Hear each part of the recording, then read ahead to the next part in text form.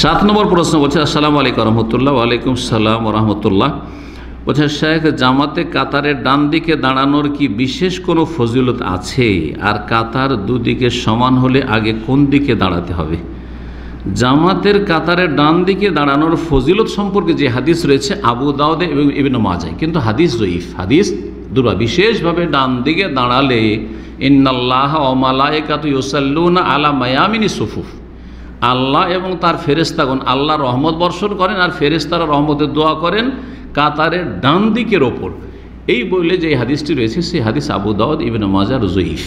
তো এই হাদিস যদি কেউ পেশ করে তো দুর্বল হাদিস। আল্লামা আলবানী হাদিসটিকে জয়ীফ বলেছেন, অন্যান্য মহাদিসরা জয়ীফ বলেছেন। কিন্তু এমনিতে আম দলিল রয়েছে যে বামের চাইতে ডান উত্তম, বামের চাইতে ডান উত্তম। যে কোনো ক্ষেত্রে নবী সাল্লাল্লাহু আলাইহি ওয়াসাল্লাম ডান পছন্দ করতেন না বাম পছন্দ করতেন? ভালো কাজের ক্ষেত্রে ডান পছন্দ করতেন। কেউ বসে আছে, ডান দিকের লোক বসে আছে, বাম দিকে বসে আছে, নবী সাল্লাল্লাহু আলাইহি ওয়াসাল্লাম কিছু পান করলেন, তারপর কাকে দিতেন?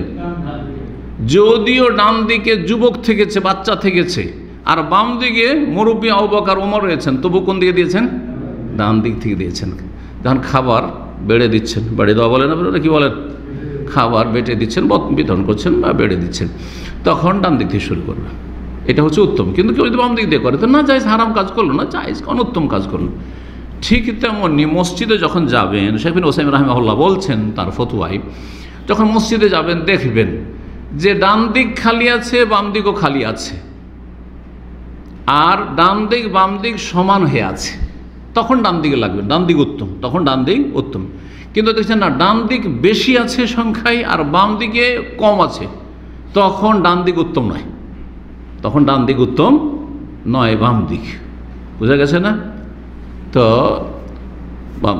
কিন্তু যখন দেখবেন যে আপনার ডান দিক ফুল হয়ে গেছে, বাম দিকে জায়গা আছে, বলছেন না না না আমি আর অপেক্ষা করবো, বাম দিকে দাঁড়াবো না, আমি ডান দিকের ফজিলত হাসিল করবো, দাঁড়িয়ে থাকবেন না, তখন বাম দিকে উত্তম আপনার জন্য, তখন বাম দিকে উত্তম।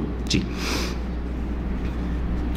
আর এই ক্ষেত্রে এই হাদিস, এতটুকু হাদিস সহি বলা যেতে পারে, কানা রাসূলুল্লাহ ইউজিবুহু তায়াম্মুন, নবী সাল্লাল্লাহু আলাইহি ওয়াসাল্লাম ডান দিক পছন্দ করতে। সুতরাং ডান দিকে যদি খালি সুযোগ সুবিধা পান, আগে ভাগে গেছেন, কেন বাম দিকে দাঁড়াবেন? মসজিদে আগে ভাগে গেছেন, কোন দিকে যাবেন? বাম দিকে। কিন্তু আগে ভাগে গিয়ে দেখছেন যে ডান দিকে, দেখা যায় বড় জামে মসজিদ এখানে ডান দিকে হয়ে গেছে 3 কাতার 4 কাতার, আর বাম দিকে প্রথম কাতার ঠিক হয়ে ভরেনি, তারপরেও কেউ ডান দিকে যাচ্ছে, তো বেশি ফজিলত না? ডানের চাইতে কিসের ফজিলত? আগের কাতারের বেশি ফজিলত। অবশ্যই বাম দিকে তখন বেশি ফজিলত রয়েছে। জি।